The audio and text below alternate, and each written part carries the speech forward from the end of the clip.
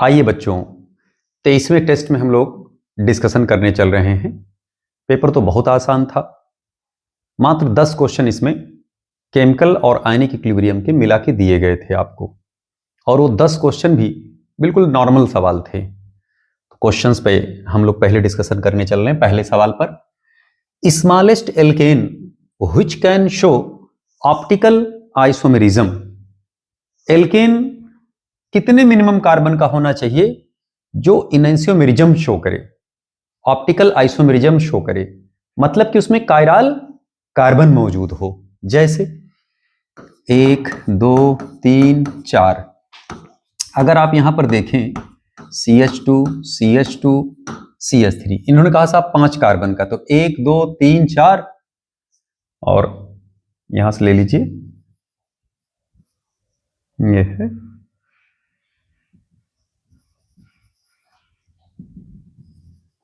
5 carbon का, 1 2 3 4 5। ये show नहीं कर सकते। अगर आप इसको उठा करके यहां पर रख दें तब भी नहीं शो करेगा। क्यों? क्योंकि अभी भी देखिए कार्बन यहां का जो 2 हैं वो कायरल नहीं बना रहे होंगे। अगर आप इनको बीच मिलाकर रखेंगे तब भी नहीं होगा। 6 कार्बन का बनाएंगे तब भी नहीं होगा। 7 कार्बन से इनेंशियोमेरिज्म स्टार्ट हो जाता है, और ये बात क्लास में आपको पढ़ाया भी गया था बेटा।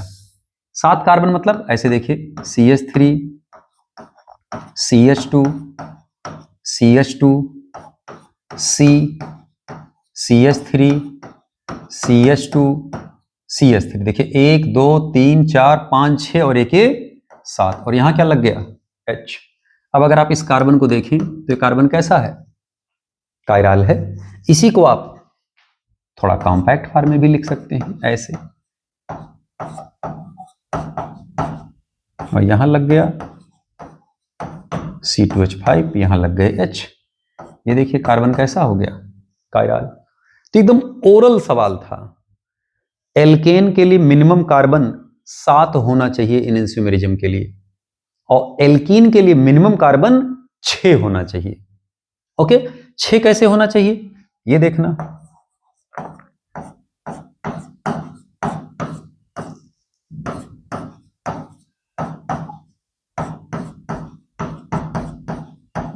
ये देखना, ये एल्कीन है, मिनिमम कितने कार्बन इसमें? 1 2 3 4 5 और ये 6 कार्बन है। ये इनेंशियोमेरिज्म शो कर रहा है।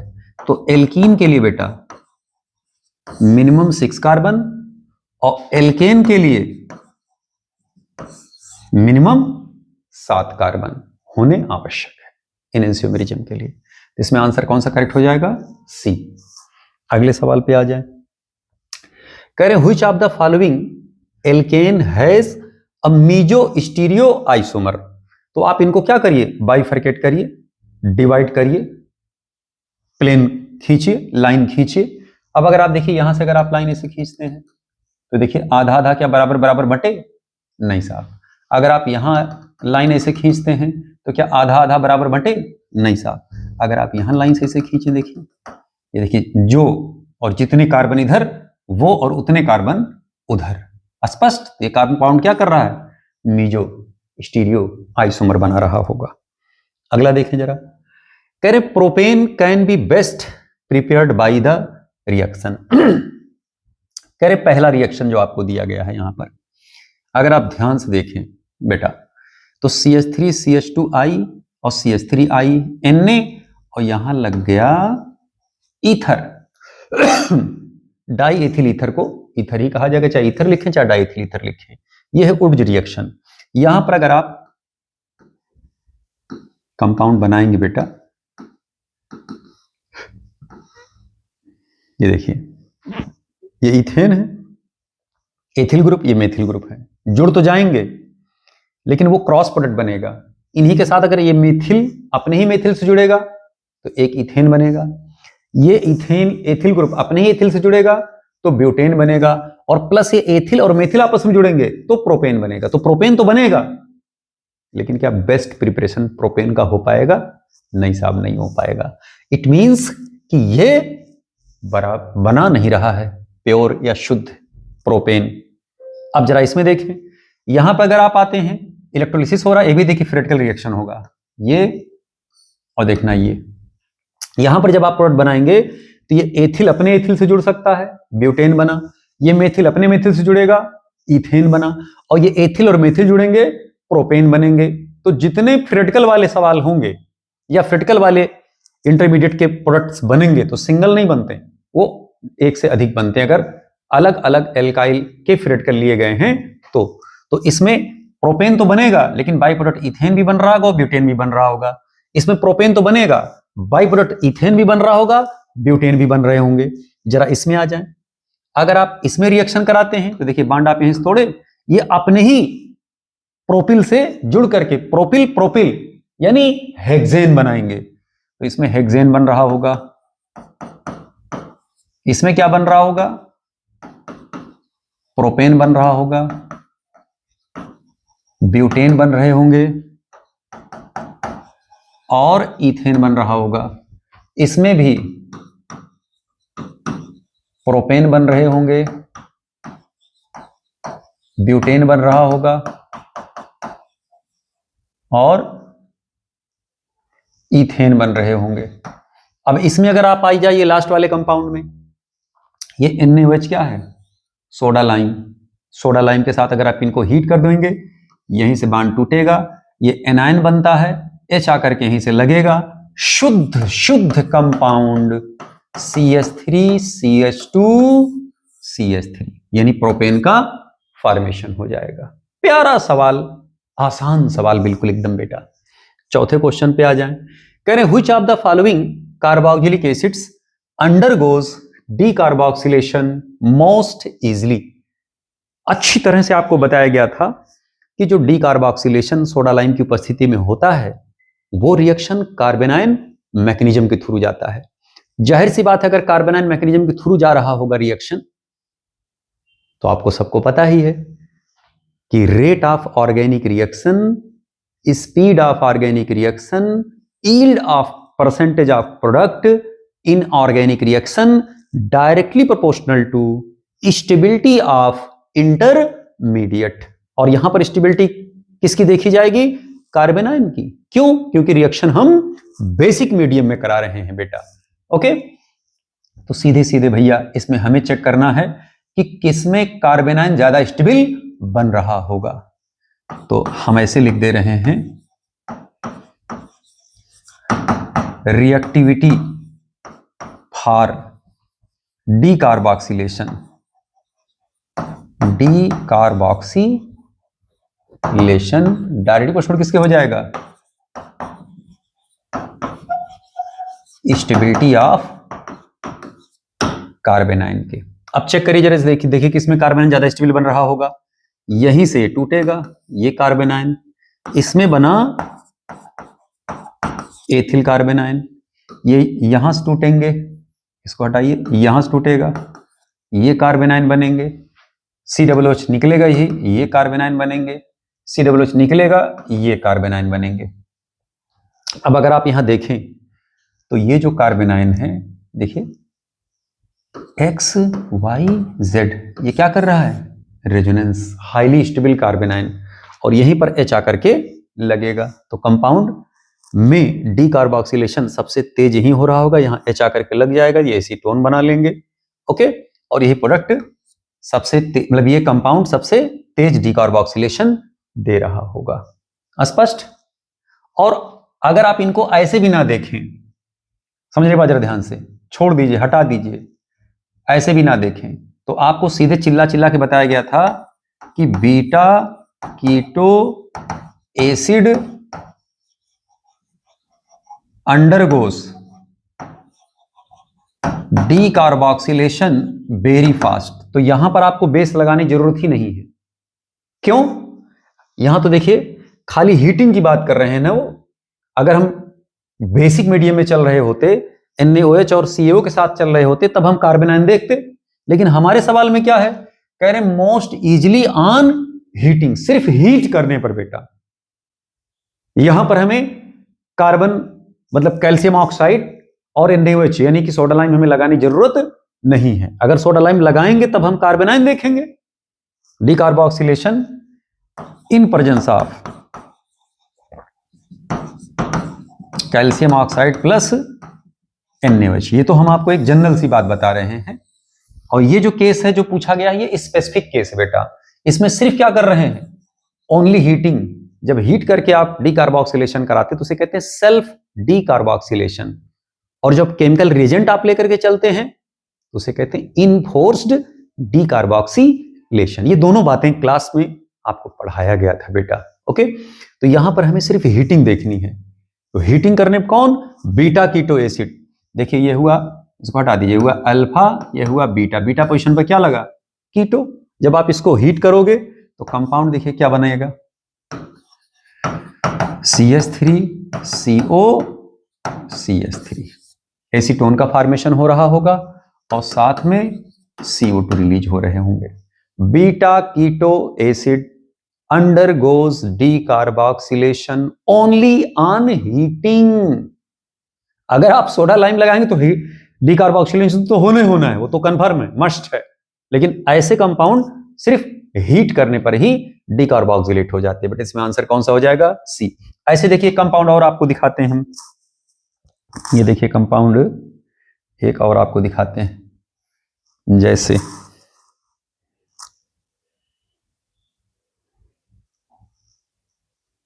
ये देखिए, जैसे ये है कंपाउंड,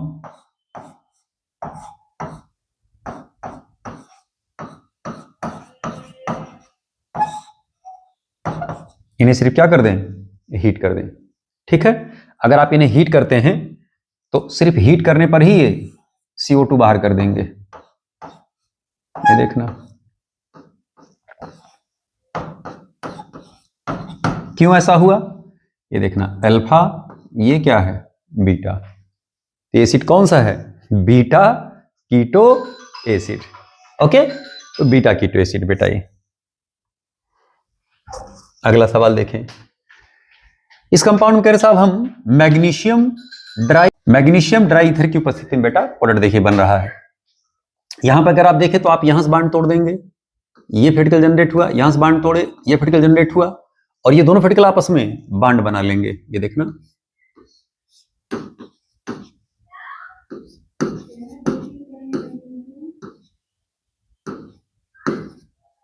ठीक है, ये दोनों आपस में बांड बना लेंगे।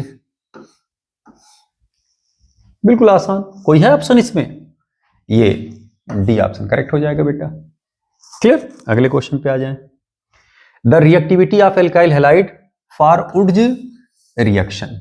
आपको बताया गया था कि उड्ज रिएक्शन की जो रिएक्टिविटी होती है वो प्राइमरी, फिर सेकेंडरी, फिर टर्शियरी एल्काइल हैलाइड होता है। क्यों, जितना छोटा थियोरेटिकल होंगे बेटा, जितने छोटा, ठीक है, जितना छोटा फिटिकल होगा बेटा उतने जल्दी ये प्रोडक्ट बनाएगा, उतने जल्दी जुड़ जाएगा। जैसे हम Na के साथ ईथर की उपस्थिति में हीट किए, बांड यहीं से टूटा, तो ये फिटिकल क्या है, अपने फिटिकल से इजीली जुड़ जाएगा। अगर मान लीजिए यहीं पर हम इसको लेकर के चल रहे हैं, ठीक है, एक्चुअल में क्या होता है, बेस होते हैं बेटा, समझ रहे बात, ये बेस होता है। तो जैसे जैसे हम एल्काइल ग्रुप की रिएक्टिविटी बढ़ाते जाते हैं, या कह सकते हैं इसको बल्कि करते जाते हैं, या कह सकते हैं कि इसमें प्राइमरी से सेकेंडरी, सेकेंडरी से टर्शियरी की तरफ हम भागने लगते हैं, और वैसे वैसे इनका डीहाइड्रोहैलोजिनेट होने की जो टेंडेंसी होती है वो बढ़ने लगती है। तो इसमें प्रोडक्ट साइड में एल्कीन वगैरह भी बनने लगते हैं।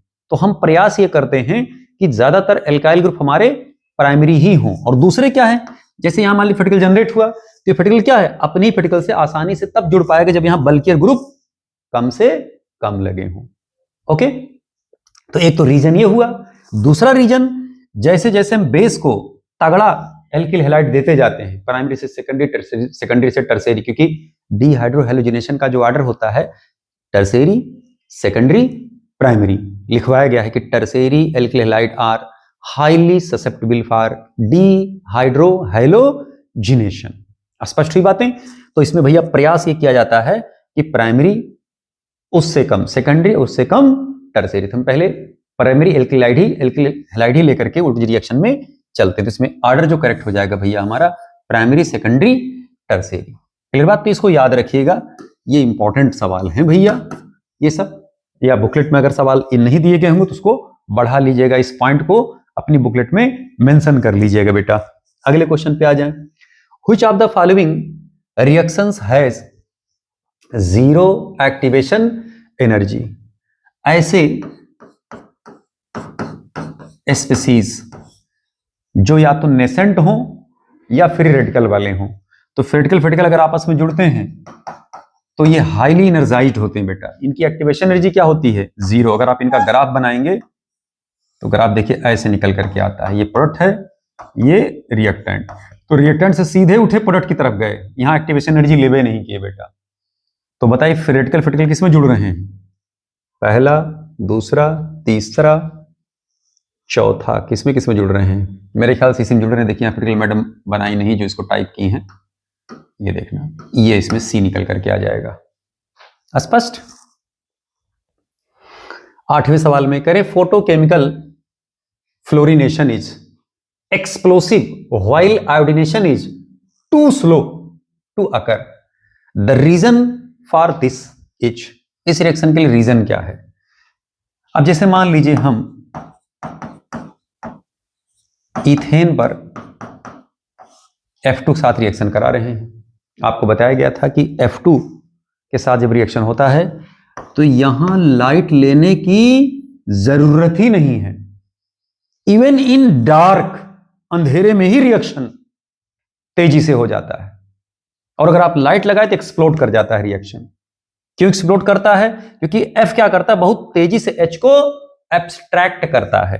तो जब H को एब्स्ट्रैक्ट करेगा बेटा, देखना CH3 CH2F बनाएगा और साथ में क्या बनेगा? HF। ये जो प्रोसेस होता है ये हाईली क्या है? एक्सप्लोसिव है। एक्चुअल में होता क्या है, पिक्चर देखिए ऐसे है। ये F2 क्या है?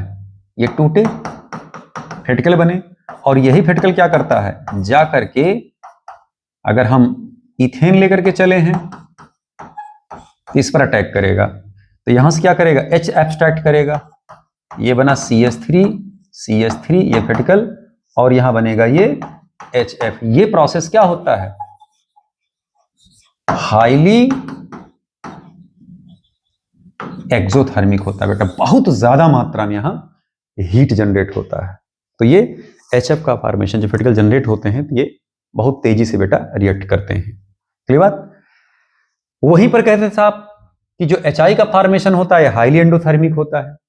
अब अगर आप HI बनाते हैं, समझिए जरा ध्यान से, अगर यहीं पर जैसे मान लीजिए F2 की जगह पर हम I2 लेते, ठीक है, ये आयोडीन और आयोडीन फेटिकल में जनरेट होता, ठीक है। अब यही आयोडीन जा करके जब ये एल्केन पर अटैक करेगा बेटा, तो यहां क्या बनेगा? HI और साथ में क्या बनाए? CH3 CH2 free radical. स्पष्ट? अब यही फेटिकल जा करके फिर आयोडीन पर अटैक करेगा, ठीक है। अब जरा ध्यान दीजिएगा, यहां पर अगर आप देखें तो ये जो आयोडीन बनता है ये दोबारा आयोडीन मिल करके दोबारा कहां लौट जाते हैं भैया? आयोडीन फेटिकल ये इसमें कन्वर्ट हो जाते हैं आयोडीन में। जाहिर सी बात है, अगर ये दोबारा लौट गए तो फिर आगे जा नहीं पाएंगे। अगर आप आगे भेजना चाहते हैं तो ये जो रिएक्शन होता है इस प्रोसेस में हीट बहुत ज्यादा लगता है। तो ये प्रोसेस कैसा हो गया? Highly endothermic. स्पष्ट? तो HI का फॉर्मेशन हाईली एंडोथर्मिक और HF का फॉर्मेशन हाईली एक्सोथर्मिक, या इनडायरेक्ट कह सकते हैं कि फ्लोरिनेशन एक्सोथर्मिक होता है हाईली, और जो आयोडीनेशन होता है वो हाईली एंडोथर्मिक होता है। इसीलिए रूम टेम्परेचर पर रिएक्शन आयोडीनेशन नहीं कराया जाता। आयोडीनेशन कराने के लिए हमें अलग से ऑक्सीडाइजिंग एजेंट लेना पड़ता है ताकि जो आयोडीन बनते हैं वो हम रिमूव कर सकें बेटा साइड में। अब जरा ध्यान दीजिएगा, यहां पर जो आंसर हमारा होगा, bond dissociation energy of iodine is minimum, गलत। Formation of CH3F is most exothermic, गलत। Formation of HF is most exothermic while formation of HI is most endothermic. इसमें आंसर कौन सा करेक्ट हो जाएगा बेटा? सी करेक्ट होगा। क्लियर? 9वें सवाल पे आ जाकर, which of the following method can be used for preparation of methane? कौन सा मेथड मीथेन की प्रिपरेशन में यूज होता है। तो अब अगर आप यहां देखें उर्ज रिएक्शन, तो अगर आप उर्ज रिएक्शन कराओगे, ठीक है, तो यहां सोडियम की उपस्थिति में आप ईथर के साथ रिएक्शन करा रहे होंगे, यहां से बॉन्ड टूटा तो यहां पर मिनिमम 2 कार्बन के एल्केन बनते हैं, तो इसके साथ मीथेन नहीं बन सकता। कोलबे में अगर आप चले तो कोलबे में भी अगर आप इसका इलेक्ट्रोलिसिस कराते हैं, ठीक है, इलेक्ट्रोलिसिस, बॉन्ड यहीं से टूटेगा तो ये पार्टिकल अपने पार्टिकल से जुड़ जाएंगे, तो बना क्या बेटा, ये इथेन बना। यहां पर अगर आप देखें तो एल्कीन मिनिमम 2 कार्बन का होगा, तो 2 कार्बन के एल्कीन का जब आप हाइड्रोजनेशन कराओगे, ठीक है, तो बनेगा क्या, इथेन। ये भी देखिए मिनिमम 2 कार्बन का हुआ। हाँ, रिडक्शन ऑफ एल्किल हैलाइड अगर आप कराते हो, CH3Cl, यहां पे लगा दें जिंक, H आयन रिड्यूस हो जाएगा, ये CH3 एक H और मिल जाएगा, इसको हो जाएगा CH4। ये देखिए कंपाउंड क्या बना, मीथेन। तो इस मेथड से हम मीथेन बना सकते हैं, और ऊपर के जो 3 मेथड हैं उनसे हम मीथेन नहीं बना सकते बेटा, स्पष्ट। अगले सवाल पे आ जाएं। The correct order of heat of combustion of the following hydrocarbon is. Okay, आपको बताया गया है कि heat of combustion direct proportional होगा इसके मॉलिक्यूलर वेट के, ठीक है, और अगर मॉलिक्यूलर वेट सेम होंगे तो यही होगा इनवर्सली प्रोपोर्शनल टू ब्रांचिंग के। कब, जब मॉलिक्यूलर वेट कांस्टेंट होंगे। तो अब अगर आप इन चारों में देखें तो पेंटेन, नियोपेंटेन, आइसोपेंटेन, इन 3 का मॉलिक्यूलर वेट तो सेम होगा। यहां पेंट 1 इन यानी पेंटीन, ठीक है, अगर पेंटीन है तो इनका मॉलिक्यूलर वेट इन तीनों से कम होगा, तो पी वाले का सबसे कम निकल करके आएगा। पेंटेन, आइसोपेंटेन, नियोपेंटेन, इसमें देखिए नॉर्मल चेन है ये, तो इसका सबसे ज्यादा होगा। अब नियो और आइसो में ब्रांचिंग कम है, नियो में ज्यादा है। ओके, ये है आइसो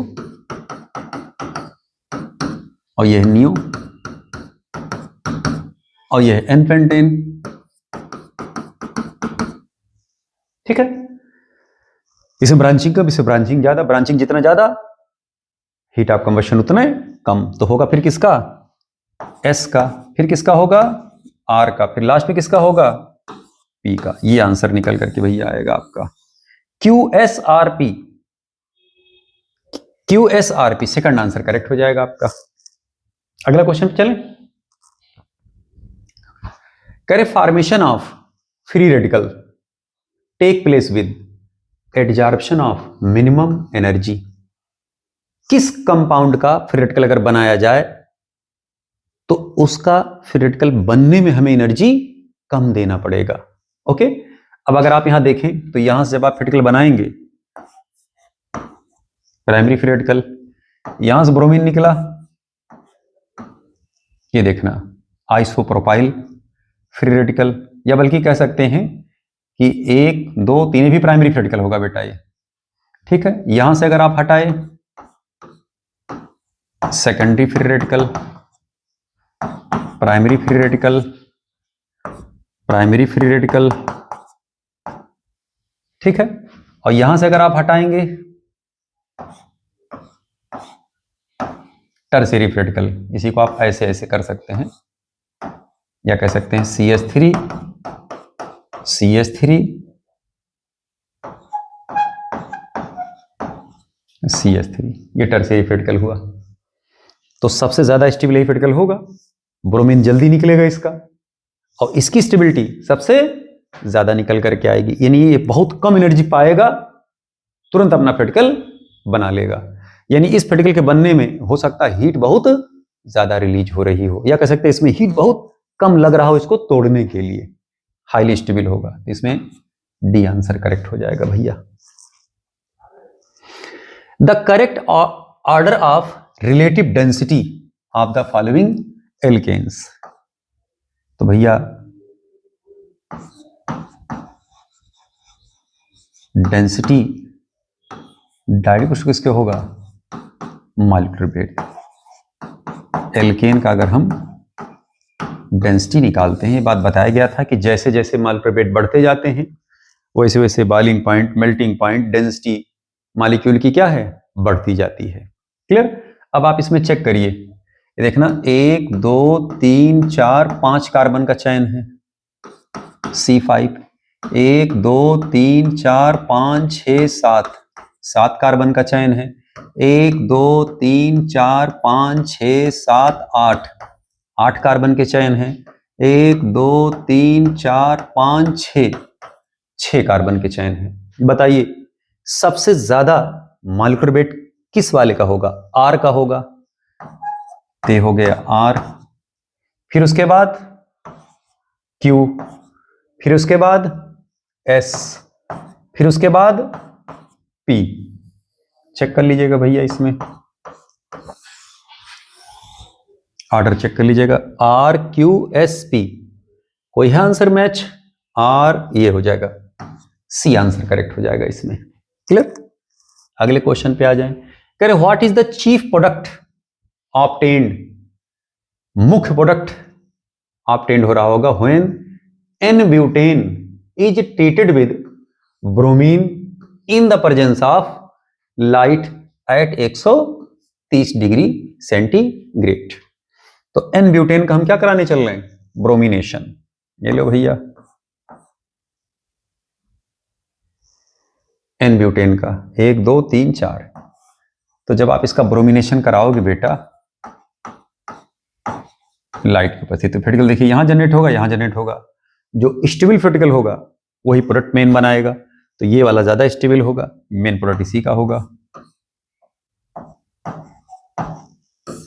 ये प्रोडक्ट बनकर क्या रहा होगा, ढूंढिए इसमें आंसर कौन सा करेक्ट हो जाएगा, पहला करेक्ट। अगले सवाल पे आ जाएं। For the given reaction how many products will obtained including stereo isomers. अभी जो कंपाउंड है इसको जरा बाहर करिए भैया, यहां ले आइए। ये देखना CH3, ये फिर यहां CH3, नीचे लगा CH3, फिर CH2, फिर CH3। अच्छा यहां पर भी लगा एक CH3 और। इस कंपाउंड को आप ऐसे लिख सकते हैं, इस कंपाउंड का नाम क्या है, 1 2 3 4 5। तो 2,4 ट्राइमेथिल पेंटेन। 2,4 ट्राइमेथिल पेंटेन के पूछे जा रहे हैं कि भी कितने इसके आइसोमर्स बनेंगे। तो जरा ध्यान दीजिएगा भैया, सबसे पहले तो आप चाहे यहां यहां यहां तीनों में से कहीं पर भी एक जगह कराएंगे तो प्रोडक्ट एक ही माना जाएगा। यहां सब्स्टिट्यूशन होगा, तो पहला कंपाउंड देखिए बना CH3, यहीं पर हम लगा दे रहे हैं, क्लोरीनेशन कराया जा रहा है, क्लोरीनेशन हो रहा है।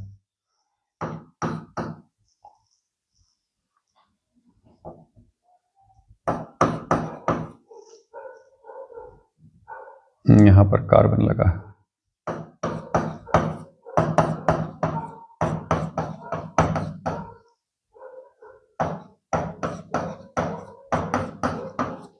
ये देखना एक कंपाउंड बना, ओनली वन। ठीक है, तो अब देखिए यहां ऐसा नहीं होगा कि यहां आप रीअरेंजमेंट करा दे, रीअरेंजमेंट नहीं होगा बेटा। अब यहां पर आप हेलोजनेशन नहीं करेंगे, हेलोजनेशन हम यहां पर होगा CH3 CH3 CH3 CH Cl CH CH3 CH3। अब अगर आप इसमें देखें तो इसके दो प्रोडक्ट बन रहे होंगे। कैसे, ये देखना, ये क्या हो गया, कायराल, इधर ग्रुप अलग उधर ग्रुप अलग, ये H ये Cl, तो यहां हो गया 1+1 यानी D एंड L, दो प्रोडक्ट इसके बन गए। अब अगर आप यहां पर सब्स्टिट्यूशन कराएं,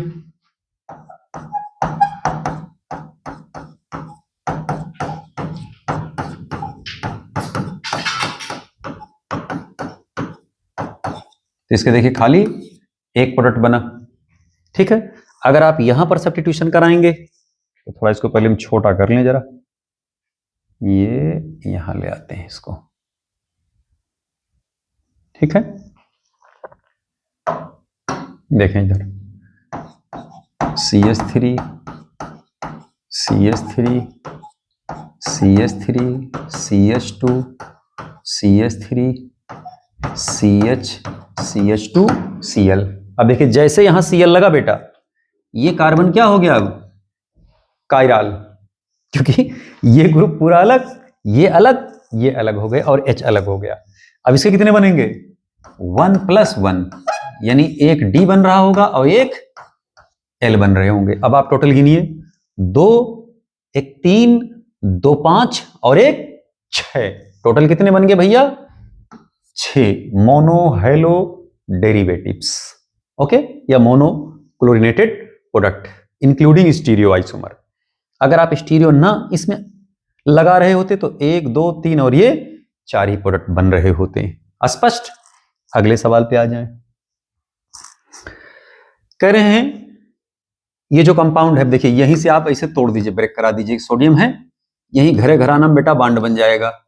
अब देखना जब ये बांड बनाएंगे आपस में सटेंगे तो देखिए 1 2 3 4 5 कार्बन का रिंग बनेगा, और जहां से जुड़ेंगे वहीं पर एक मेथिल इधर लगा रहेगा, तो कंपाउंड देखिए बन करके आएगा। बल्कि आप ऐसे कह सकते हैं इनको, ये देखें ना,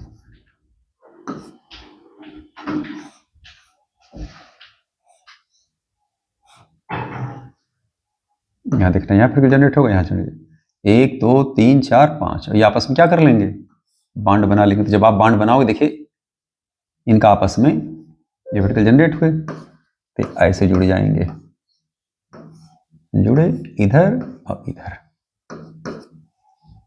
स्पष्ट। यहां देखना 1 2 3 4 5 6 7, 1 2 3 4 5 6 7, 2 3 4 5 6 7। ठीक है, एक कार्बन इधर घट गया, एक कार्बन इधर, अब ये दोनों आपस में क्या कर लेंगे, बांड बनाएंगे। तो देखना जो बांड बना रहे हैं, तो देखना 1 2 3 4 5, 1 2 3 4 5। ठीक है, ये रिंग बना ले रहे हैं। अब इसमें भी अगर आप नंबरिंग ऐसे करेंगे तो 1 2 3 4 5 6 7 ऐसे जुड़ रहे होंगे। स्पष्ट। 16 नंबर सवाल पे आ जाए बेटा। कह रहे हैं ये न्यूमैन स्ट्रक्चर बना दिया गया एल्केन का। एल्केन कन्फर्मेशनल आइसोमर शो करते हैं ना बेटा, clear. Alkane conformational isomerism show करते हैं ना, एक कन्फर्मर बना दिया गया स्टाइलिश तरीके से। सवाल ऐसे पूछे भी जा सकते हैं, बल्कि इसमें इंपॉर्टेंट लिख लें भैया, यहां सवाल इस टाइप में फंस सकते हैं आप। हम होनहार छात्रों की बात नहीं कर रहे हैं, वो तो भाई इंटेलिजेंट हो तो निकाल ले गए होंगे, लेकिन ऑन एवरेज जो बच्चे हैं वो अटक सकते हैं ऐसे क्वेश्चंस में, क्लियर। अब यहां पर जब आप ब्रोमिनेशन कराओगे बेटा तो जरा ध्यान दीजिए, इसको पहले ओपन कर लें। देखिए है नहीं, देखना ऐसे ऐसे ऐसे, यहां लगा H, यहां लगा H, यहां लगा, इसके देखिए पीछे वाला कार्बन, ये तो फ्रंट वाला कार्बन हमारे सामने है और पीछे वाला कार्बन थोड़ा ऊपर बनाते हैं। जब इसका हम साहार्स प्रोजेक्शन में ले आते हैं, यहां देखिए कार्बन लगा होगा, ये देखना ये H लगा, ये मेथिल लगे, ये मेथिल लगे, लगे ना। अब इस कंपाउंड जरा स्टाइलिश तरीके से करिए, देखिए पूरा CH3 है, इसको ऐसे ले आइए, CH3 CH3 CH3, यहां क्या लगा H। अब इसका क्या कराएंगे आप, ब्रोमिनेशन। ब्रोमिनेशन जब आप कराओगे तो स्टेबल प्रोडक्ट ही तो बनता है इसका, क्योंकि सेलेक्टिव रिएक्शन होता है ना ब्रोमिनेशन, सबसे स्टेबल प्रोडक्ट को सेलेक्ट करता है। यही देखिए पार्टिकल जनरेट होंगे, तो कंपाउंड जो बन करके आएगा CH3 CH3 CH3, यहां क्या लग गया, ब्रोमीन। स्पष्ट। ढूंढिए इसमें आंसर कौन सा करेक्ट हुआ, सेकंड आंसर करेक्ट हो गया। कोई दिक्कत, ये न्यूमैन प्रोजेक्शन है इसी का सॉहार्स प्रोजेक्शन। जो पीछे वाला कार्बन होगा उसको ऊपर बनाते हैं, जो फ्रंट वाला कार्बन होता है वो नीचे रहता है। जब आप ऐसे ओपन करोगे तो एकदम क्लियर कट पिक्चर दिख जाएगा। पहले इसको साहार से बनाए, फिर हम लोग स्ट्रक्चरल फॉर्म में ले आए, फिर उसको कॉम्पैक्ट फॉर्म में ले आए। इसी को ऐसे लिखा जा सकता था, CH3 थ्राइस CBr। ऐसे भी इसको ऑप्शन में आपको देखने को मिल सकता था बेटा, इस टाइप के भी। स्पष्ट? अगला देखें क्वेश्चन। करे the relative reactivity of primary, secondary and tertiary hydrogen in the bromination reaction has been found to be 1:8200:1600 respectively in the reaction. Okay, कह रहे साहब बताओ कौन कितना कितना प्रोडक्ट बन करके आ रहा होगा। तो ये टर्शियरी ब्रोमीन है, टर्शियरी क्लोराइड है। अब टर्शियरी क्लोराइड में कहानी क्या है? टर्शियरी ब्यूटिल ब्रोमाइड है भैया। ये इस कंपाउंड का जरा स्ट्रक्चर हम ऐसे बना दे रहे पहले इसको।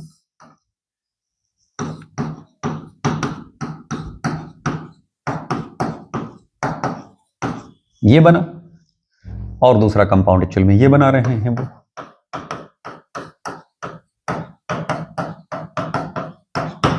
क्लियर? हमसे कहा गया भाई बताओ इसके कितने परसेंट बने ए के और इसके कितने परसेंट बने बी के। तो ये ए का परसेंट है और ये बी का परसेंट है। अब ए टर्शियरी बन रहा है ना, तो परसेंट ऑफ ए, पहले बताइए इसमें टर्शियरी हाइड्रोजन कितने हैं? यही कंपाउंड तो है ना।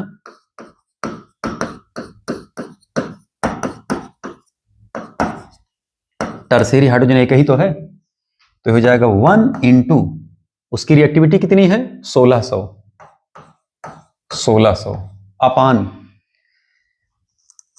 टोटल प्राइमरी कितने हैं 3 3 6 और 3 9, तो 9 इंटू 1 प्लस सेकेंडरी है ही नहीं, खाली टर्शियरी है, 1 इंटू 1600 इंटू 100, तो हो जाएगा 1600 अपान 1609 इंटू 100। ये निकल करके आएगा भैया 99.4%। तो अगर ए निकल करके आया 99.4%, तो ये कितना निकल के आ जाएगा 0.6%। उसको निकालने की जरूरत ही नहीं, घटा लीजिएगा 100 में से। तो आंसर कौन सा करेक्ट हो जाएगा? ए। कोई दिक्कत? कोई दिक्कत? कोई दिक्कत नहीं। अगला सवाल पढ़िए। कह रहे हैं क्रोमियम ऑक्साइड के साथ 1 2 3 4 5 और ये 6 कार्बन के एल्केन को हम हीट कर रहे हैं। क्रोमियम ऑक्साइड कौन सा है? एरोमेटाइजिंग एजेंट है। 500 डिग्री सेंटीग्रेड पर इसको हीट किया जा रहा है। प्रोडक्ट इसके साथ कौन से बनेंगे भैया? ये बनेंगे। ऐसा नहीं खाली ही बन रहे होंगे, हो सकता है टूट फूट भी रहे हो बेटा। क्लियर? एरोमेटाइजिंग एजेंट, एरोमेटिक रिंग बन जाएगा 6 कार्बन का। अगर 7 कार्बन का होता तो यहां टालवीन बनता, 8 कार्बन का होता तो अर्थोजाइलिन बनते। ओके, 19th नंबर क्वेश्चन पे आ जाए। Correct, consider the following reaction. निम्नलिखित रिएक्शन को हमें क्या करना है? कंसीडर करना भैया। अब देखिए ब्रोमीन क्या करेगा, ये जो ब्रोमीन रेडिकल है ये यहां से H एब्स्ट्रैक्ट करेगा, फिर रेडिकल जनरेट करते हैं तो इसमें रेडिकल पैदा कर देगा। अब ये H वहां से उठाएगा जिस रेडिकल की स्टेबिलिटी सबसे ज्यादा होगी। अब जरा देखना ध्यान से, D तो निकलेगा नहीं, क्योंकि C और D की जो बॉन्ड एनर्जी होती है वो ज्यादा होती है। यहां पर जो H है इसकी बॉन्ड एनर्जी कम होती है। ये पहले क्या करेगा? इसी को तोड़ देगा। जब तोड़ेगा देखिए सिचुएशन क्या बदला। और दूसरे क्या है, यहां से इसलिए भी जाएगा क्योंकि ये टर्शियरी बना रहा होगा। यहां तो D लगा वैसे लगा रहेगा, ये D जैसे है वैसे लगा रहेगा बेटा। ये टर्शियरी रेडिकल बना रहा होगा और यहां के HBr लेके भागेगा, साथ में क्या बन रहा होगा? HBr। अब ढूंढिए इसमें कोई ऑप्शन मैच कर रहा है? बी वाला ऑप्शन मैच कर रहा है, ये करेक्ट हो जाएगा। Which of the following yield both alkene and alkene? तो कोल्बे रिएक्शन से हम लोग एल्कीन दोनों बना सकते हैं। एल्कीन और एल्काइन तीनों बन सकते हैं कोल्बे रिएक्शन से। ये बात आपको क्लास में पढ़ाया गया था, तो आंसर ये करेक्ट हो जाएगा। उर्ज रिएक्शन से भी हम ऐसा कर सकते हैं, लेकिन Kolbe reaction is the best method. आपके साथ कोल्बे रिएक्शन से कैसे एल्केन एल्काइन बनाया जा सकता है ये देखना जरा। अगर हम मोनोकार्बोक्सिलिक एसिड का सोडियम साल्ट लेते हैं सैचुरेटेड, इनका अगर हम इलेक्ट्रोलिसिस कराते हैं तो बेटा यहीं से बांड तोड़ दीजिए आप, ये फेटकल बन करके तैयार हुए। अगर हम डाई कार्बोक्सिलिक एसिड का साल्ट लेकर के चलते हैं, इलेक्ट्रोलिसिस कराएंगे, देखिए बांड यहीं से टूटा, ये फेटकल जनरेट हुए, ये फेटकल जनरेट हुए, ये दोनों आपस में क्या कर लेंगे, बांड बना लेंगे बेटा। ये देखना बांड बना लिए। अगर हम सैचुरेटेड डाई कार्बोक्सिलिक एसिड है, सैचुरेटेड मोनोकार्बोक्सिलिक एसिड है, अगर हम सैचुरेटेड ट्राई कार्बोक्सिलिक एसिड लेकर के चलें, sorry saturated di carboxylic acid लेकर के चलें, सैचुरेटेड नहीं बल्कि अनसैचुरेटेड डाई कार्बोक्सिलिक एसिड लेकर के चलें, सैचुरेटेड इसको बोलते हैं MCA, लेकिन कैसा, सैचुरेटेड। ये है DCA, लेकिन कैसा, सैचुरेटेड। ये है DCA, लेकिन कैसा, अनसैचुरेटेड। और इनका अगर आप डीकार्बोक्सिलेशन कराएंगे, बांड नहीं टूटेगा, यहां पेटिकल बनेंगे,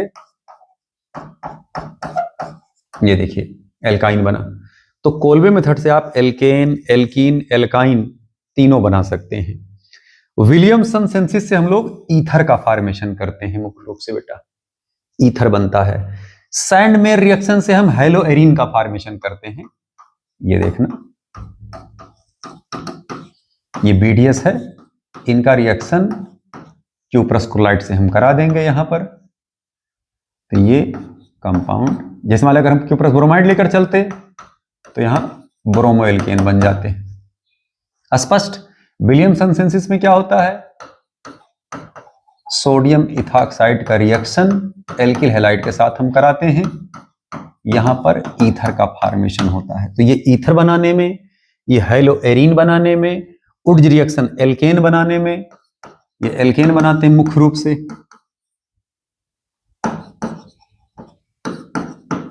ये देखना एल्केन, और इस कोल्बे से हम एल्केन, एल्कीन, एल्काइन तीनों बना सकते हैं बेटा। क्लियर। अगले क्वेश्चन पर चलें, चलिए भैया अगले क्वेश्चन पर। The product X in the following reaction is, अब यहां पर क्या होगा भैया, ये NBS है, एन ब्रोमो सक्सिनिमाइड, यहां से ब्रोमीन हटा, ये पेटिकल जनरेट हुए, ये पेटिकल जनरेट हुए, ठीक है।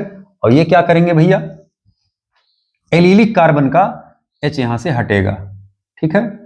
तो ये है CH3 CH और ये है CH2, यहीं से H निकल जाएगा ये, ठीक है।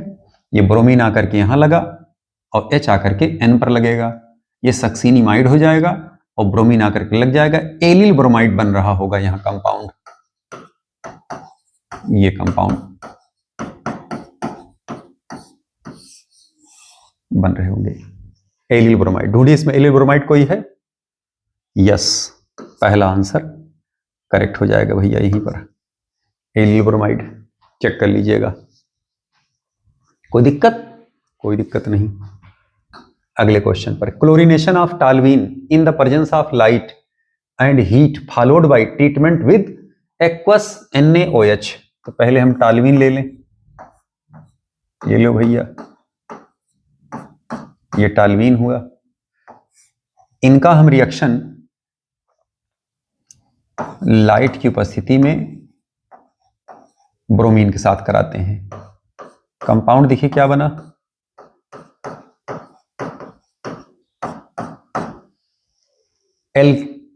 Benzyl bromide.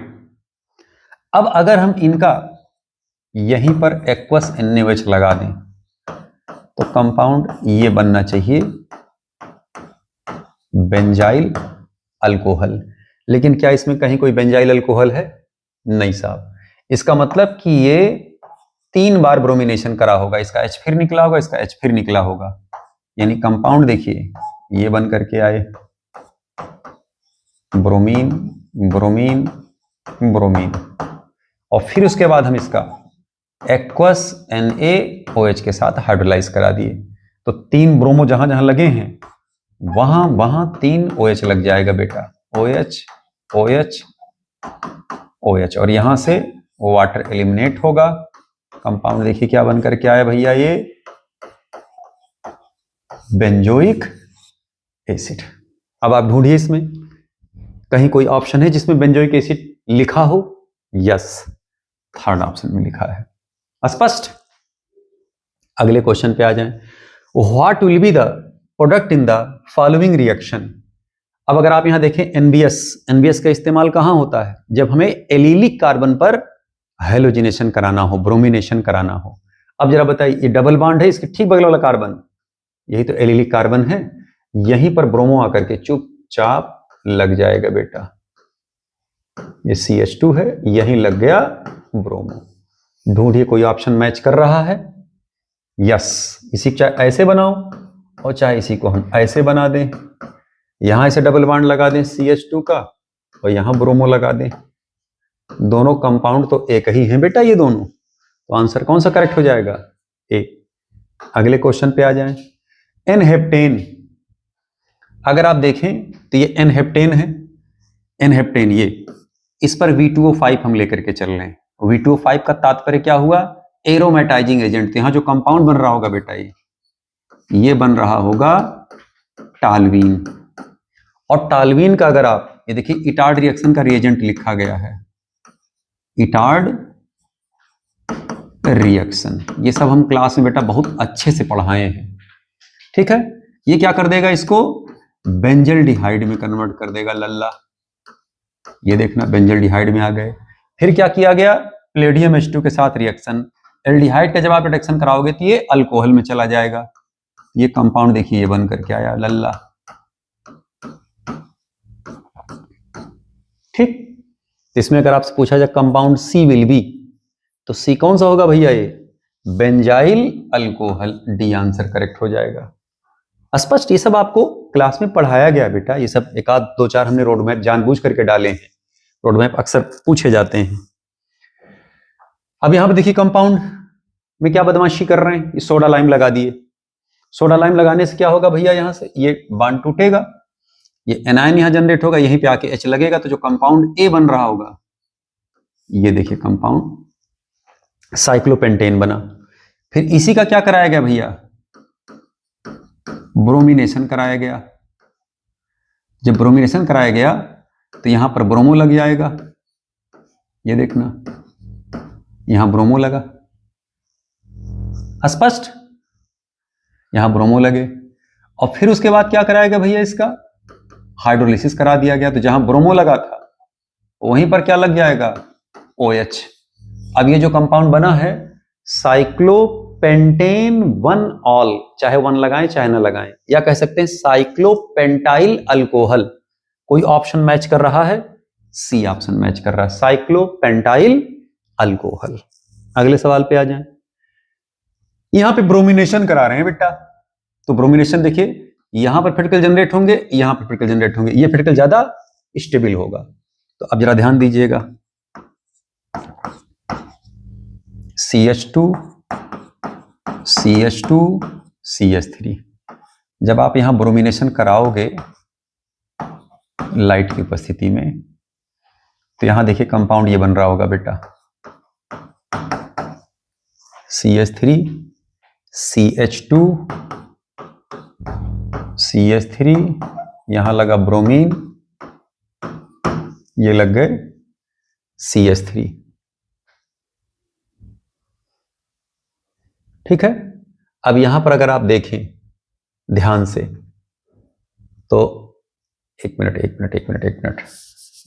ये लगेगा ब्यूटेन है ना, ये C, यहां लगा H, यहां लगा ब्रोमो और यहां लग गया CH3। ये कार्बन देखिए कैसा है, कायरल। अगर कायरल कार्बन है तो इसका D और L दोनों बन रहे होंगे ना। कैसे, जरा समझिए इधर। जब ये पार्टिकल जनरेट करेगा, ठीक है, क्योंकि पार्टिकल जाएगा इस पर अटैक करने के लिए, पहले ब्रोमीन टूटेगा इससे, ठीक है, ब्रोमीन टूटेगा, यहां से ब्रोमीन पार्टिकल जनरेट होगा, ब्रोमीन पार्टिकल जाएगा अटैक करने के लिए, और ये यहां से H पहले निकालेंगे, ठीक है। तो देखिए कंपाउंड देखिए ऐसे बना होगा, C2H5 C CH3, यहां लग गया ऐसे, इसको देखिए यहां लग गया H, यहां क्या जनरेट हुए भैया, फ्री रेडिकल, क्योंकि ये Br इसका H लेके भागा होगा, तो यहां साथ में क्या बन रहा होगा, HBr। अब इसी पे क्या है,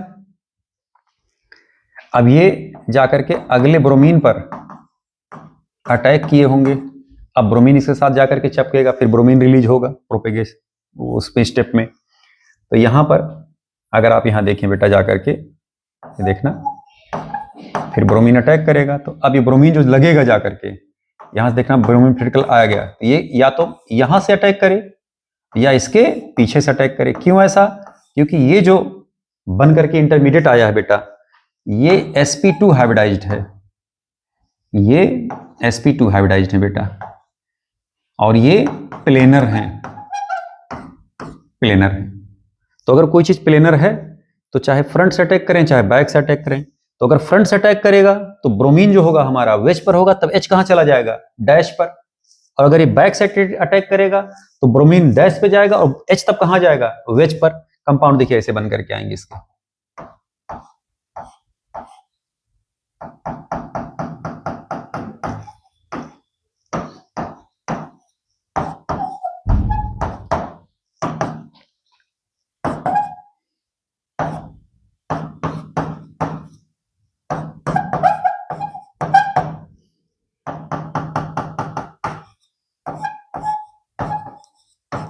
ठीक है, तो एक बनेगा D और दूसरा बनेगा L।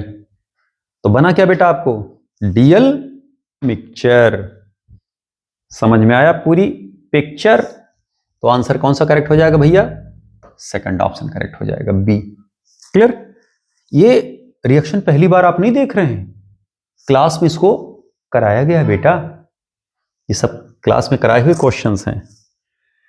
27वां सवाल देखें, कह रहे साहब मीथेन का रिएक्शन हम ऑक्सीजन से करा रहे हैं मॉलिब्डेनम ऑक्साइड की उपस्थिति में।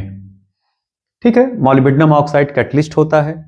मीथेन का जब आप ऑक्सीडेशन कराते हैं तो अगर आप कॉपर का लेकर के चलते हैं कैटलिस्ट, तो उस केस में हम लोग जो बनाते थे वो अल्कोहल बनता था। यहां पर हमारा एल्डिहाइड बनेगा। ये जो कंपाउंड होगा बेटा ये मिथनल डिहाइड या फॉर्मेल्डिहाइड या कह सकते हैं मेथेनल का फॉर्मेशन होगा। तो आंसर इसमें कौन सा करेक्ट हो जाएगा, बी। अगले क्वेश्चन पे आ जाए, कह रहे which hydrocarbon will not oxidized by KMnO4। Strong oxidizing agent के द्वारा कौन ऑक्सीडाइज नहीं हो रहा होगा, वही ऑक्सीडाइज नहीं होगा जिनमें अल्फा H एब्सेंट होगा। यहां देखना 3 अल्फा H हैं जो रिंग से लगे हैं, यहां 2 अल्फा H हैं, यहां पर देखिए अल्फा H एब्सेंट। इसका जब आप ऑक्सीडेशन कराओगे तो ये कार्बोक्सिलिक एसिड बनाएगा, इनका ऑक्सीडेशन कराओगे तो ये भी क्या है, यही कार्बोक्सिलिक एसिड बनाएंगे। इनका अगर आप स्ट्रॉन्ग ऑक्सीडाइजिंग एजेंट लगाओगे, स्ट्रॉन्ग ऑक्सीडाइजिंग एजेंट होता है, ये ऑक्सीडाइज नहीं होगा। तो आंसर इसमें कौन सा करेक्ट हो जाएगा, सी। क्लियर। अगले क्वेश्चन पे आ जाए।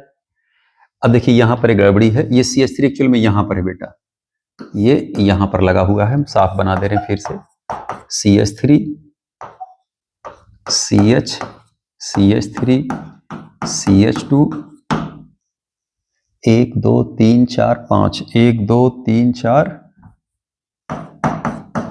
5। इनका रिएक्शन हम किससे करा रहे हैं लल्ला, AlCl3 प्लस HCl के साथ। ठीक है, ये कौन से रिएजेंट है भैया, ये हैं आइसोमेराइजिंग एजेंट।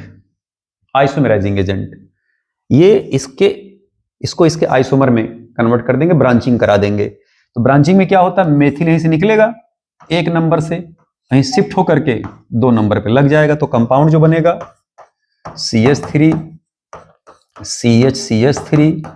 CH CH3 ये कंपाउंड बन करके आएगा। अब इसका अगर आप नाम देखें तो 1 2 3 4 2,3 di methyl butane. Clear. Option ढूंढिए इसमें, पहला ही आंसर करेक्ट हो जाएगा बेटा। क्लियर? ये भी सवाल आपके मॉड्यूल का है, बुकलेट का ही है, जो क्लास में हम क्लास नोट आपको किताब के रूप में देते हैं, उसमें दिए गए हैं बेटा लास्ट पेज पर एल्केन के। तीसवां सवाल, the correct statement regarding pyrolysis या क्रैकिंग।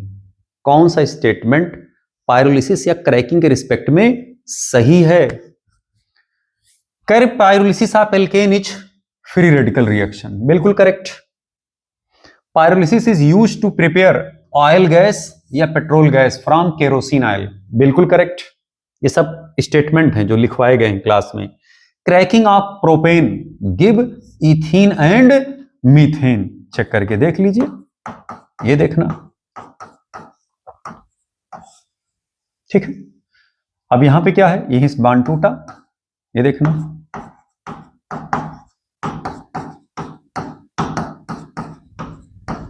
जनरेट हुए, यहीं से फिर बांड टूट जाता है, फिटिकल फिटिकल, ये फिटिकल क्या क्या है, इनके पास गया, तो एक कंपाउंड क्या बना, इथीन, और दूसरे क्या बन गए, मीथेन। एक एल्केन और एक एल्कीन बन सकता है, यहां देखना एल्केन एल्कीन दोनों बन रहे हैं, देखिए एल्कीन और एल्केन, ये भी करेक्ट है, यानी कि सारे करेक्ट हो जाएंगे बेटा इसमें। आंसर करेक्ट कौन सा हो जाएगा, डी। क्लियर? अगले क्वेश्चन पे जरा आ जाए भाई। 31, alkane can be prepared by, alkane को हम किन विधियों द्वारा बना सकते हैं? तो अभी आपने देखा पीछे, कोल्बे इलेक्ट्रोलिटिक मेथड से भी हम एल्केन बना सकते थे, क्लीमेंसन रिडक्शन से भी हम बना सकते हैं। क्लीमेंसन रिडक्शन कैसे, ये है CH3CO CH3 या CH3CH2COH, इनका जिंक अमलगम कंसंट्रेट HCl के साथ अगर आप इनको हीट कर दें, चाहे एसीटोन को चाहे प्रोपेनल को, COCH2 में कन्वर्ट हो जाते हैं। तो देखिए जरा, एल्केन बना कि नहीं बना बेटा? तो ये भी मेथड एल्केन बनाने में यूज होता है, यानी कि बोथ करेक्ट होगा, ऊपर के दोनों ऑप्शन करेक्ट होंगे। अगले क्वेश्चन पे आ जाएं। कह रहे साहब ये एल्कीन है, 1 मोल हम इसमें प्लेडियम इस्तेमाल कर रहे हैं, यानी H2 जो है 1 मोल जा रहा, 1 इक्विवेलेंट हम लेकर के चल रहे हैं। तो जरा बताइए, आपको क्लास में बताया गया था कि भैया अगर 2 एल्कीन हैं तो वो एल्कीन जिसमें ज्यादा बल्कियर ग्रुप लगे होंगे, मोस्ट सब्स्टिट्यूटेड एल्कीन जो होगा, उसका जो ट्रांजिशन स्टेट होगा वो लेस स्टेबल होगा, और जो हाइड्रोजनेशन हम कराते हैं ये साइक्लिक ट्रांजिशन स्टेट इंटरमीडिएट के थ्रू हम आगे प्रोसीड कराते हैं। तो इनमें जो इंटरमीडिएट बनेगा बेटा वो लेस स्टेबल बनेगा, और इधर मोर स्टेबल इंटरमीडिएट बनेगा। तो मोर स्टेबल इंटरमीडिएट अगर बन रहा होगा तो उसकी रिएक्टिविटी यानी उसकी हाइड्रोजनेशन उस एल्कीन की सबसे ज्यादा होगी। क्लास में आपको बताया गया था जो लीस्ट सब्स्टिट्यूटेड एल्कीन होंगे वो पहले रिड्यूस होते हैं, और जो मोर या मोस्ट सब्स्टिट्यूटेड एल्कीन होते हैं उनका रिडक्शन बाद में होता है। तो देखिए यहां पर 2 एल्काइल ग्रुप लगे हैं, ठीक है, और यहां पर एल्किल ग्रुप नहीं लगे हैं इधर इधर। तो रिएक्टिविटी हाइड्रोजनेशन रिएक्शन के प्रति किस एल्कीन की होगी, लेफ्ट वाले का या राइट वाले का? यस, लेफ्ट वाले का होगा। क्लियर? तो ये रिड्यूस हो जाएंगे प्रोडक्ट। देखिए इसमें जो बन करके आ रहा होगा बेटा, ये ऐसे जा रहा होगा, ये ऐसे रह जाएगा, और अगर हम एक्सेस में लेते तो ये भी रिड्यूस हो जाता। स्पष्ट? तो इसमें आंसर कौन सा करेक्ट हो जाएगा, ढूंढिए, इसमें सेकंड आंसर करेक्ट हो जाएगा बेटा। 33 नंबर सवाल देखें। ये एल्किल हाइड लेकर के चल रहे हैं, जिंक के साथ रिडक्शन, यहीं से बांड टूट जाएगा, यहां H आकर के लग जाएगा, यही H आकर के चुपचाप यहां लग जाएगा भैया। ये H क्या, वो तो H बाहर से आता है, यही H, तो 1 2 3 4 कार्बन का ये एल्केन बन जाएगा ऐसे। फिर ब्रोमिनेशन करा रहे हैं तो 1 2 3 4, ये ब्यूटेन है ना, अभी ब्यूटेन का हम लोग ब्रोमिनेशन पीछे कराएं, डीएल मिक्सचर बन रहा था, ब्रोमीन आकर के यहीं पे लग जाएगा, यहां ब्रोमीन लग जाएगा, ये डी और एल मिक्सचर बनेगा। ये तो अच्छी बात है, खाली प्रोडक्ट दिया गया, डीएल मिक्सचर की बात ही नहीं की गई है। इसमें आंसर कौन सा करेक्ट हो जाएगा, सी। आपके सर जी यहां क्यों नहीं लगा, लगेगा लेकिन वो प्रोडक्ट माइनर होगा बेटा। क्लियर? अगले क्वेश्चन पे देखें। रिडक्शन कराया जाए रेड फास्फोरस और HI के साथ, अगर आप रेड फास्फोरस और HI के साथ रिडक्शन कराएंगे तो पूरा ग्रुप गायब हो जाएगा। ये स्ट्रॉन्ग रिड्यूसिंग एजेंट होता, जो कंपाउंड ए बन रहा होगा बेटा वो ये बन रहे होंगे। ठीक, अब यहां देखिए एस्टिक एनहाइड्राइड के साथ क्रोमियम ऑक्साइड की उपस्थिति में हाइड्रोलिसिस कराया जा रहा है। ये जो रिएक्शन है इटार्ड रिएक्शन का अल्टरनेट है। जहां पर हम इटार्ड रिएक्शन आपको एल्केन वाले चैप्टर में अंतिम में पढ़ाए थे, जहां ऑक्सीडेशन दिया गया है, वहां देखिएगा इसकी पूरी मैकेनिज्म वहां पर दर्शन कराई गई है, या पीडीएफ आप देख लीजिएगा खोल करके। क्लास में हमने पीडीएफ भी भेजा था क्लास में पढ़ाते समय, आप वहां जाकर देख लीजिए, पूरी इसकी भी मैकेनिज्म पूरी दिखाई गई बेटा। तो ये किस में कन्वर्ट हो जाते हैं? CHO में। तो कंपाउंड देखिए क्या बनकर के आ रहा होगा भैया, बेंजल डिहाइड। ये देखना, ये आंसर सी करेक्ट हो जाएगा। क्लियर। 35 नंबर क्वेश्चन पे आए। कर साहब टालवीन का हम ब्रोमिनेशन कराने चल रहे हैं बेटा। टालवीन का जब आप ब्रोमिनेशन कराओगे तो ब्रोमिनेशन सारी टालवीन नहीं है बेटा, ये मेथिल साइक्लोहेक्सेन का हम ब्रोमिनेशन कराने चल रहे हैं। तो जहां जहां क्रिटिकल जनरेट होंगे, देखिए यहां जनरेट हो सकता है, यहां जनरेट हो सकता है, यहां जनरेट हो सकते हैं, यहां जनरेट हो सकते हैं, यहां जनरेट हो सकते हैं। तो 1 2 3 4 5, इसमें 5 प्रोडक्ट बन रहे होंगे। सारे H हटा हटा करके ब्रोमीन लगाकर चेक कर लीजिएगा भैया। अगला question, for the reaction ammonia N2 थ्राइसाप H2 the unit of Kp। अगर आप इसका Kp निकालो लल्ला, तो Kp होगा partial pressure of N2 partial pressure of H2 का cube upon partial pressure of ammonia का स्क्वायर। ये हो गया एटमॉस्फियर, ये हो गया एटमॉस्फियर का क्यूब, ये हो जाएगा एटमॉस्फियर का स्क्वायर। ठीक है।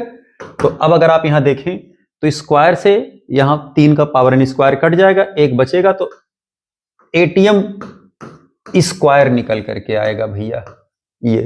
तो Kp की यूनिट क्या निकल के आया? ATM square. तो आंसर कौन सा करेक्ट हो जाएगा? डी। वेरी सिंपल सवाल। 37 नंबर क्वेश्चन देखें। In the case of gaseous homogeneous reaction the active mass, अगर आप एक्टिव मास की बात करें, फार्मूला पढ़ते हैं PV equal to nRT, N upon V equal to P upon RT, और मोल पर लीटर यही क्या कहलाता है? कंसंट्रेशन। और मोलर कंसंट्रेशन को ही हम क्या कहते हैं? Active mass. तो गैस का अगर आप एक्टिव मास निकालेंगे तो उसका P अपान RT वैल्यू निकल करके आएगा। तो P अपान RT कौन सा हो जाएगा? सेकंड आंसर करेक्ट हो जाएगा। कह रहे हैं equilibrium constant for 4 different reactions are given as K1 10 की पावर 6, K2 10 की पावर -4, K3 10, K4 1। सबसे मिनिमम इक्विलिब्रियम कांस्टेंट किसका है? K2 का, जिसका 10 की पावर -4 है। जिसका इक्विलिब्रियम कांस्टेंट सबसे मिनिमम होगा वो रिएक्शन सबसे धीमी गति से आगे जाएगा, और जिसका कांस्टेंट सबसे ज्यादा होता है वो ज्यादा प्रोडक्ट बना रहा होगा। इट मींस को रिएक्शन ज्यादा फास्ट होगा। तो अब सबसे धीमी गति से कौन जा रहा होगा? सेकंड वाला रिएक्शन। धीमी गति से जाने का मतलब कि उसमें समय ज्यादा लग रहा होगा, ज्यादा टाइम टेकिंग रिएक्शन हो रहा होगा। तो मैक्सिमम टाइम कौन ले रहा होगा भैया? जिसका कांस्टेंट सबसे कम होगा। तो कांस्टेंट सबसे कम वाला आंसर सेकंड है। अगले क्वेश्चन पे आ जाएं। करें from equation 1 and 2, 1 and 2 equation को जरा देख लें भैया। ये 9.1 है और ये 7.1 है। यहां पर 10 की पावर -12 है, यहां पर भी 10 की पावर -12 है। ठीक है, 10 की पावर -12, 10 की पावर -12। ठीक है। अब यहां पर क्या करना, इसी को पलट करके इसी में जोड़ देना। तो जब आप पलट के जोड़ोगे, ये हो गया CO2, ये जा रहे हैं बेटा CO हाफ O2, इसका हुआ K1, इसको पलट दीजिए तो ये हो जाएगा H2 हाफ O2, ये बनाए H2O। ठीक है, और यहां CO बचेगा, ये हो जाएगा 1/K2। ठीक है, जोड़ दीजिए। जब आप जोड़ोगे हाफ O2 क्या हो गया? कैंसिल। तो CO2 प्लस H2, ये क्या बनाएंगे? CO और H2O। तो इसका जब आप इक्विलिब्रियम कांस्टेंट निकालोगे ते होगा K1 अपान K2 के। तो इक्विलिब्रियम कांस्टेंट जब आप निकालेंगे तो K1 कितना दिया गया है 9.1 इंटू 10 की पावर माइनस 12 और K2 कितना दिया गया 7.1 इंटू 10 की पावर माइनस 12। तो निकल के कितना आ जाएगा भैया 1.28। आंसर इसमें डी करेक्ट हो जाएगा। स्पष्ट, इसमें डी आंसर बेटा करेक्ट निकल करके आ रहा होगा। हालांकि जो आपको पेपर मिला था उसमें गलती शायद ये हुई है, इसको शायद 10 टू पावर माइनस 13 किए हैं, इसको 10 की पावर माइनस 12 करते हैं। तो इसको सही कर लीजिएगा, इस पर आपको बोनस मिल जाएगा। डोंट वरी, आप परेशान ना हो किसी क्वेश्चन को लेकर के।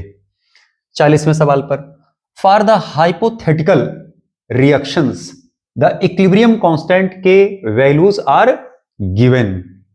ए बी में जा रहे हैं भैया, ये लीजिए, इसका कांस्टेंट K1 है 2, बी जा रहा है सी में, इसका कांस्टेंट K2 है 4, सी जा रहे हैं डी में, इसका कांस्टेंट K3 है, कहां गया, ए से बी, बी से सी और सी से डी, इसका कांस्टेंट हो जाएगा 3.0। अब क्या कह रहे हैं, कह रहे हैं ए से डी का आप बताइए। तो इसका जब आप K निकालोगे तो तीनों का क्या हो जाएगा बेटा मल्टीप्लाई। देखिए सब कैंसिल हो गए। इक्विलिब्रियम रिएक्शन का रूल होता है, जब हम लोग इक्विलिब्रियम रिएक्शन को जोड़ते हैं तो उसका कांस्टेंट मल्टीप्लाई करता है। तो कांस्टेंट को जब आप मल्टीप्लाई करोगे बेटा तो 2 इंटू 4 इंटू 3, तो 2 चौक 8, 8 तिरिक 24। ये भैया डी आंसर करेक्ट हो जाएगा इसमें। स्पष्ट। अगले सवाल पर आइए, कह रहे for the equilibrium twice of SO2 plus O2 twice of SO3 बना रहे हैं। ठीक है, अगर आप इसका डेल्टा एन देखें तो डेल्टा एन प्रोडक्ट के मोल्स माइनस रिएक्टेंट के मोल्स, ये प्रोडक्ट के मोल्स हैं 2 और रिएक्टेंट के मोल्स हैं भैया 3। तो NP माइनस NR यानी 2 माइनस 3 निकल कितना आ गया -1। ठीक है, फार्मूला पढ़ते हैं, Kp equal to KC RT का पावर डेल्टा N। ठीक है, तो जब आप ऐसे निकालोगे Kp इक्वल टू KC, ठीक है, ये हो जाएगा RT का पावर -1, ये हो जाएगा KC अपान RT। यही तो निकल करके आएगा ना बेटा Kp equal to KC upon RT, Kp equal to KC upon RT। स्पष्ट। आइए 45वें क्वेश्चन में, 45 सवाल में 41वां हुआ, ये 42वां question. A sulphuric acid solution has pH equal to कितना भैया 2।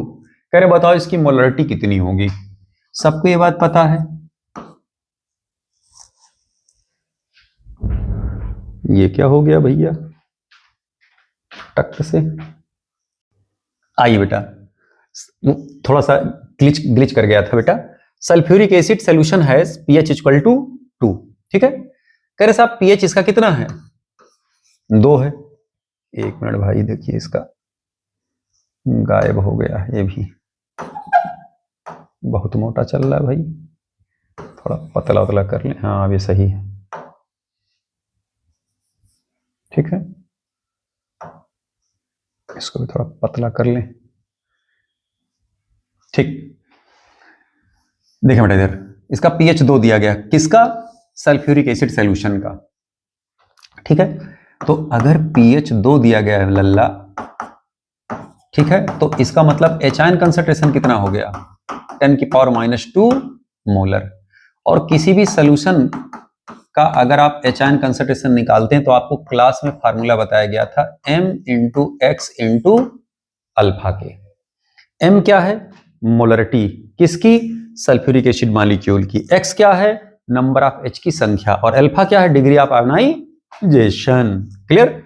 तो H आयन कंसंट्रेशन हो गया भैया 10 की पावर -2, मोलरिटी हमको निकालनी है, X कितना हो जाएगा 2, और ये हो गया अल्फा कितना हो जाएगा 1।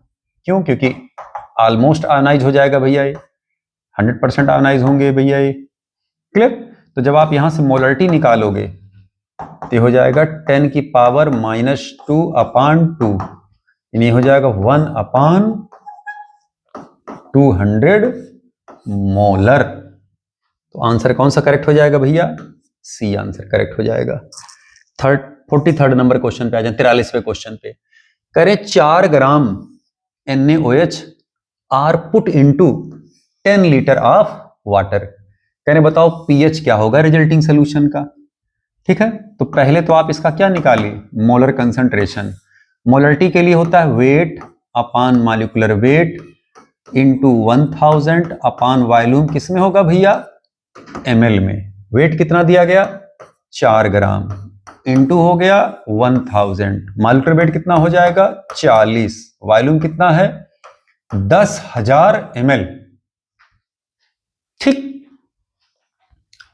3 जीरो यहां से, 3 जीरो यहां से, ये आ जाएगा 10 की पावर -2। ठीक है, अब अगर मोलरिटी निकल करके आया 10 की पावर -2, तो हम जरा OH आयन कंसंट्रेशन निकाल लें। ये होगा m into x into alpha के, कंसंट्रेशन आया 10 की पावर -2।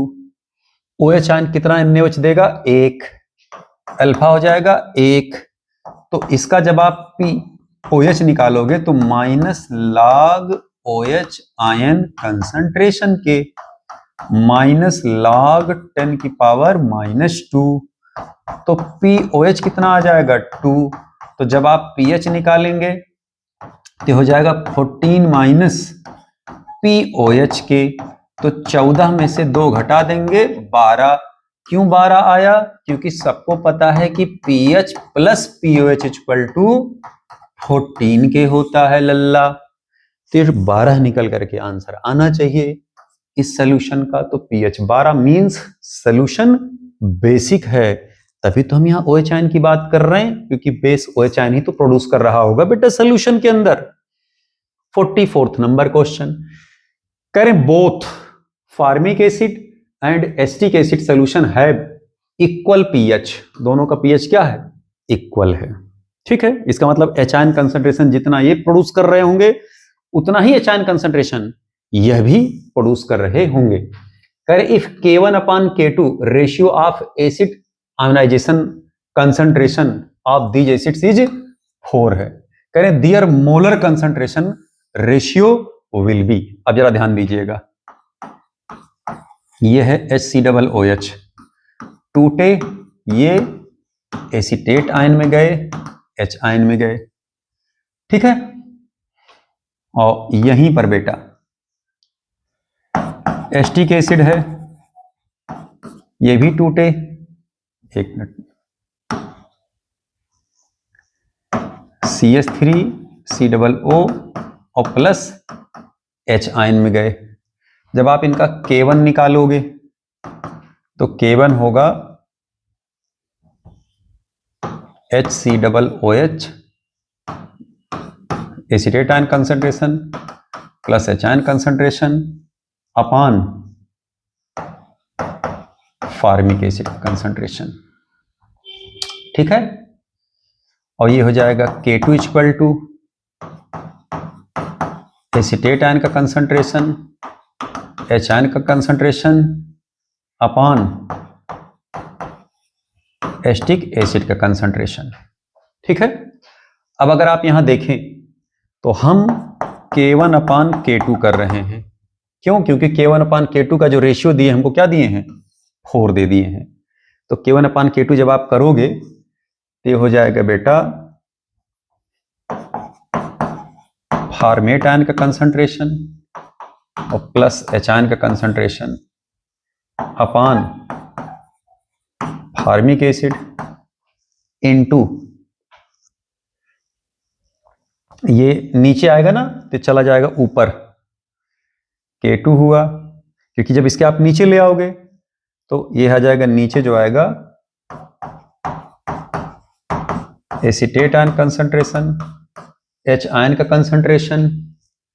ठीक है, और ऊपर चला जाएगा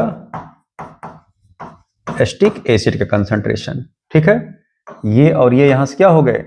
कैंसिल। ठीक है, अब यहां पर अगर आप देखें तो अगर ये कैंसिल हुआ बेटा ये, तो जो कंसंट्रेशन देखिए H आयन का है वही कंसंट्रेशन इनका है, और H आयन कंसंट्रेशन दोनों क्या है? सेम। तो ये भी एच आयन कंसंट्रेशन हो जाएगा, तो सीधे हो जाएगा ये भी और ये भी बराबर होंगे। तो यहां पर जो निकल करके आएगा एस्टिक एसिड का कंसंट्रेशन अपान फार्मिक एसिड कंसंट्रेशन, ये है K1/K2, तो यही सीधे हो जाए कितने बराबर 4K। हमसे क्या पूछ रहे हैं, कह रहे हैं कि formic acid upon acetic acid, तो फार्मिक एसिड कहां चला जाएगा ऊपर, क्योंकि फार्मिक एसिड को पहले दिए एस्टिक एसिड को बाद में दिए हैं। तो जब आप HCOOH, क्योंकि आप इस एच आयन दोनों बराबर होगा बेटा, क्योंकि कंसंट्रेशन दोनों का सेम है भाई। अगर जैसे मान लीजिए अगर C अल्फा है तो ये भी तो C अल्फा होगा, तो दोनों की जो कंसंट्रेशन एच आयन का होगा वही कंसंट्रेशन इनका भी तो होगा। इसीलिए हम देखिए इन दोनों को एक साथ काटे, एच आयन के दोनों सेम है, तो अगर जो इसका होगा वही इसका होगा, जो इनका होगा वही इनका होगा। देखिए ये पूरा कटे, ये पूरा कटे, स्पष्ट। अगर आपको लग रहा है यार एच आयन कटना चाहिए तो ये भी साथ में कटेगा, क्यों? क्योंकि जो कंसंट्रेशन एच आयन का होगा वही इनका होगा फॉर्मेट आयन का, जो इस एच आयन कंसंट्रेशन का होगा वही एसिटेट आयन का होगा कंसंट्रेशन, तो इसलिए पूरा ये कटे पूरे ये कटे। अब देखिए एस्टिक एसिड अपान फार्मिक एसिड आया, एस्टिक एसिड अपान फार्मिक एसिड K1/K2 बराबर है, और K1/K2 की वैल्यू कितनी है 4। यहाँ देखिए हमने रखा 4। हमको क्या करना है, इसका पलट करके देना है आंसर, क्यों? क्योंकि फार्मिक एसिड पहले है और एस्टिक एसिड बाद में है। तो जब आप इसको पलटोगे ऐसे बेटा, ये हो जाएगा formic acid upon acetic acid equal to क्या हो जाएगा 1/4। तो 1/4 का मतलब क्या हुआ 0.25। तो आंसर कौन सा करेक्ट हो जाएगा डी। क्लियर? अगले क्वेश्चन पे आ जाए। एसिटिल सैलिसिलिक एसिड, यह है कंपाउंड, इसका मॉलिक्यूलर वेट होता है 180। कार्ड एस्प्रीन, ये एस्प्रीन होते हैं, पेन किलर के रूप में इस्तेमाल होता है। इसका पीके वैल्यू कितना है 2, तो के कितना हो जाएगा 10⁻²। कह रहे हैं यदि 2 टेबलेट इसका लिया जाए और एक का मास कितना है 0.09 ग्राम, एस्प्रीन डिजॉल्व किया गया 100 ml में, बताओ सॉल्यूशन का पीएच कितना निकल करके आ रहा होगा। तो पहले तो हम पता करें भैया कि जो हम सॉल्यूशन बना रहे हैं इस एस्प्रीन का, उसका कंसंट्रेशन कितना होगा। तो हो जाएगा वेट अपान मॉलिक्यूलर वेट ऊपर 1000 अपान वॉल्यूम किसमें ml में। वेट कितना हम लेके चल रहे हैं 0.09 ग्राम एक टेबलेट का, टेबलेट ले कितना रहे हैं हम 2, यहां हो जाएगा इंटू 2 इंटू हो जाएगा भैया 100 अपान मॉलिक्यूलर वेट हो जाएगा 180 और वॉल्यूम कितना हो जाएगा 100 ml।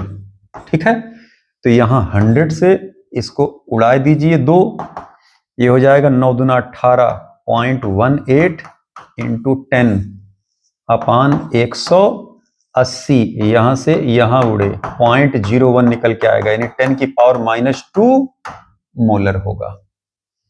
सिर्फ मोलर कंसंट्रेशन आया है। हमें क्या करना है, ये वीक एसिड है बेटा, और वीक एसिड का जो हम एच आयन कंसंट्रेशन निकालते हैं उसके लिए फार्मूला क्या होता है, रूट के इंटू किसके होता है सी के, और के कितना है 10⁻², सी कितना है 10⁻², एच आयन कंसंट्रेशन कितना आ जाएगा 10⁻², तो पीएच कितना आ जाएगा बेटा 2 निकल करके आ जाएगा डायरेक्ट, क्योंकि pH equal to minus log H ion concentration. Hello भैया, pH equal to minus log H ion concentration, तो माइनस लॉग 10⁻², आंसर यही निकल के आ जाएगा पीएच 2। आंसर इसमें देखिए कौन सा हो जाएगा, डी आंसर करेक्ट हो जाएगा। क्लियर?